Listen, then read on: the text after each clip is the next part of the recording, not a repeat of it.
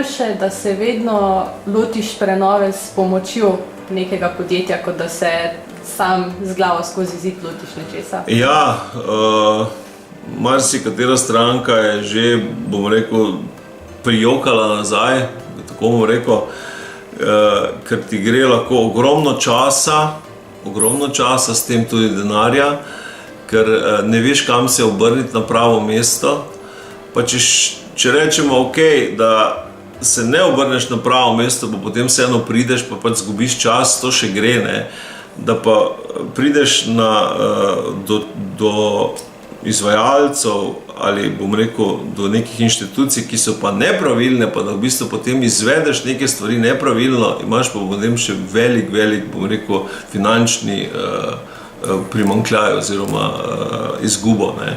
Tako da svetujem vsakemu naj poišče, bom rekel, podjetja, ki se ukvarjajo s temi stvarmi strokovno. Vse vemo, ne? Če nas zob boli, bomo šli zobozdravnikom. Verjetno, da ne bomo šli k mesarju, da bo mesar, bom rekel, po zobeh gledal, ne? Tako da je tisti denar, ki se odšteje, bom rekel, za to delo, bom rekel, ne enkrat, dvakrat, lahko rečem, več kot 5-krat poplačan s tem, ker imaš, bom rekel, toliko hitreje, pa bolj strokovno, pa bolj varno, predvsem varno narejeno zadevo. Je pa verjetno zaradi spomeniškega varstva sama prenova tudi nekoliko dražja, kot bi bila kje drugje. No, to pa je spet eno dobro vprašanje. Spet je tukaj, če imaš nekako podjetje, ki je iznajdljivo, ki je izkušeno, ni nujno, da boš imel dosti dražjo investicijo, ker se da, bom rekel, z iznajdljivostjo, z, bom rekel, izkušnjami, ki so, narediti tako, kot pač zahteva spomeniško varstvo, tudi z majhnim, bom rekel, vložkom, oziroma ne dosti večjim, kot recimo bi bilo normalno, ne. Je pa res, če pa v bistvu greš, pa samo tisto, kar ti spomeniško varstvo reče in greš do prvega, so pa številke lahko nenormalno visoke, ne. Mi smo imeli en primer, kjer je investicije 80 000 evrov približno, smo prišli na investicijo 15 000 evrov. Ena stvar, ki je bila v štartu rečena tako, potem smo pa vse skupaj, bom rekel, z dogovori in vsem skupaj prišli do izvajalcev, dogovorov, vsem materialov, prišli, bom rekel, do skupnega jezika, da je bilo ok za spomeniško varstvo in za, bom rekel, investitorja. No in če samo to primerjamo, kakšen prihranek je, bom rekel, smo lahko naredili, ne, mislim, da je to, nimamo, bom rekel, vprašanja več, bi ali ne bi, bom rekel, najeli nekoga, ki bo to za nekoga drugega naredil.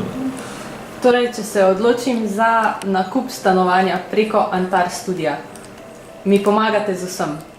Pri nas v bistvu dobite celostno podobo oziroma celotno storitev. Od navadnega, bom rekel, pogovora, do pravnega mnenja, do izvedbe, pa tudi, bom rekel, na koncu tudi do obnove stanovanja, če je potrebno karkoli obnoviti, do potem vpisa v zemljiško knjigo, pa mogoče tudi na koncu kakšnega zavarovanja in mogoče, tudi kakšne oporoke in takih stvari. Tako da v bistvu v sklopu tega, kar pač nudimo sami in z našimi poslovnimi partnerji, se da v bistvu narediti čisto kompletno storitev. Bi mogoče izpostavili kakšno od zanimivih prenov, ki jih trenutno izvajate?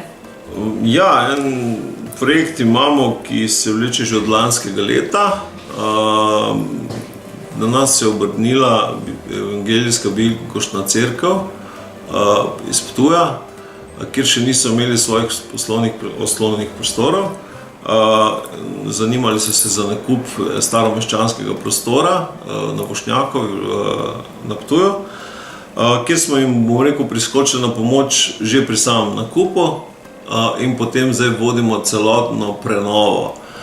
To je v bistvu 300 kvadratnih metrov je prostora, spomeniško zaščitenega, kompletno, tudi z neke stebri v notranjosti.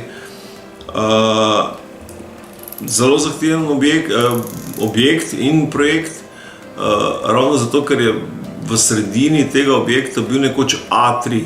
A3, vemo kaj je, se pravi, to je odprt prostor, kjer so drevesa, trava in vse ostalo, ne.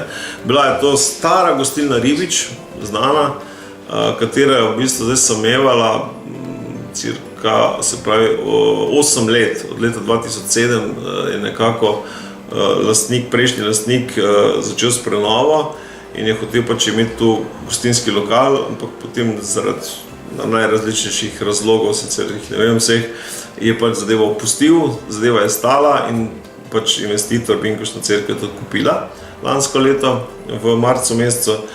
No in glede na to, da je bil A3, je bilo potrebno, bom rekel, sanirati preko 300-400 kvadratnih metrov sten, ki so bile vlažne, ker pač A3 teče pod milim nebom in vse stene so bile napite z vlago in to je bilo treba se sanirati. Sanirni ometi so trajali 3 mesece in pol. Sam objekt je kvaliteten, staromeščanski, ampak, se pravi, je pa bil zahteven zalogaj oziroma še je, tako da zdaj smo nekje v tej fazi, kjer imamo finalizacijo v smislu slikopreskarskih del, trenutno se delajo, potem v naslednjem mesecu grejo ploščice, svetalne obloge in vse ostalo. Je pa to v bistvu zahtevno tudi zato, ker vsaki poseg je potreben skupaj za soglasje spomeniškega varstva. Zdaj pa bi mi mogoče lahko razkazali kaj več o tem projektu, na katerem delate? Ja, sicer je gradbišče, bomo se šla pogledat, kako zadeva izgleda. Neke materijale imamo tudi od prej, kako je bilo v štartu, tako da trenutno stanje boste pa lahko videli na samem objektu, kako je ta trenutek. No, super, se že veselim.